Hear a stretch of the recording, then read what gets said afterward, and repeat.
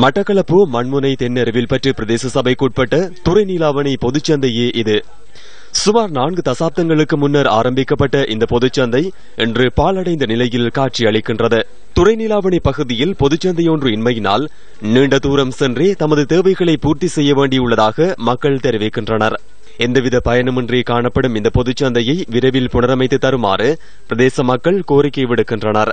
இங்கே இருக்கின்ற 11,000 மக்களும் துறைநீலாவணை கிராமத்தில் இருந்துதான் வெளியிடங்களுக்கு வியாபாரங்களுக்கும் தொழிலுக்குமாக செல்ல வேண்டிய ஒரு நெருக்கடி இருக்கின்றது. எமது கிராமத்திலே 40 வருடங்களாக மூடப்பட்டு கிடக்கின்ற இந்த பொதுச்சந்தை அந்த நேரத்தில் எமது கிராமத்தின் பொருளாதார மையமாக இருந்தது. இந்த பொதுச்சந்தை புனரமைக்கப்படும் பட்சத்தில் வரி வருமானத்தை பிரதேச சபை பெற்றுக்கொள்ள முடியும் என்பதுடன் பிரதேச மக்களும் நன்மை அடைவர் என்பது திண்ணம்.